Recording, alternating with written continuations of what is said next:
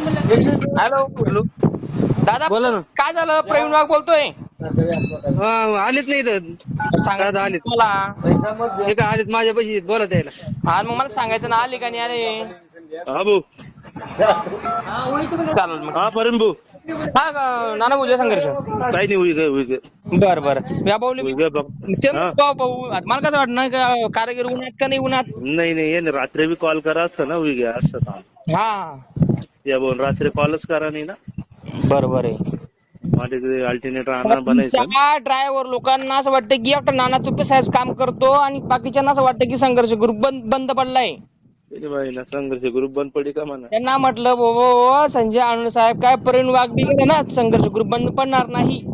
मग असं काम होईल. काम झालं की फोटो काढून घेशील नाना भाऊ. चालेल. ओके मग. हॅलो, हा बोला. चालतंय मग. हो सर. धन्यवाद तुमच्यावर. हो धन्यवाद. आमचं कर्तव्य आहे, पण साहेब आम्हाला एक दुःख आहे की काम झालं लोक फोन नाही करत आम्हाला वापस. नाही करणारच होतो आता नेमकं. आणि मोबाईल चार्जिंगला काढलाय.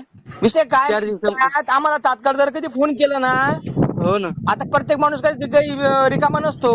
हो नाही ना. आता कसं आमचं ड्रायव्हिंगचं काम आहे, कोणी माणूस कुठे असतं, कोणी माणूस कुठे असतं. हो ना. पण मग आता कसं लोक आम्हाला वापस फोन बी करत नाही. नाही ती चार्जिंग नव्हती, आताच काढलाय. इथं चार्जिंग लावला होता. बरं. ते घेऊन मग गावात गेले लोक सांगतात काय नाना भाऊ तुमचे माणसं असे, तुम्ही नुसतं फोन करता सांगता मदत झाली नाही. हो ना. सांगायला पाहिजे ना आम्हाला तात्काळ. तेच ना, सकाळी नानाला फोन लावला. नाना भाऊ ते पण नाना भाऊ हे पण नाना भाऊ आहे.